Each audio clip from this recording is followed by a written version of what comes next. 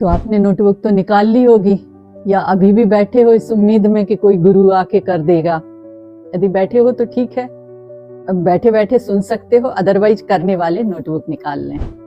आपने लिखा कि मैं क्या चाहता हूं, पहुंच पाए आप इस गोल पर, और नहीं पहुंच पाए तो फिर आपको मेडिटेशन की जरूरत है। और यदि आप पहुंच गए हैं तो अब आप सोचिए कि आपके भीतर बाधाएं क्या हैं, क्या परेशानी आ रही है।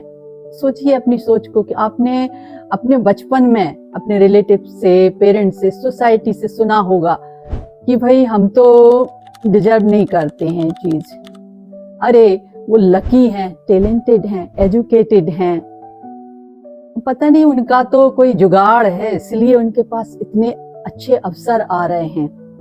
यदि ये सोच आपके भीतर है, इनमें से कोई भी सेंटेंस आपके ऊपर फिट आ रहा है तो आप इन सबको लिख लें यदि आपके पास हैं ये सेंटेंस, और उसके बाद आप नए सेंटेंस शुरू करें।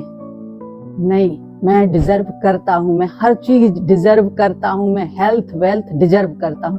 पूरे पेज पे लिखिए आप ये। अब आप कहेंगे लिखें कि मैं सोच लेता हूं, नहीं, जब आप लिखते हैं, जब आपका ये हाथ मूव करता है तो ये ब्रेन से कनेक्टेड है। आप सोचिए आपके सबकॉन्शियस माइंड में ये सेंटेंस चला जाएगा।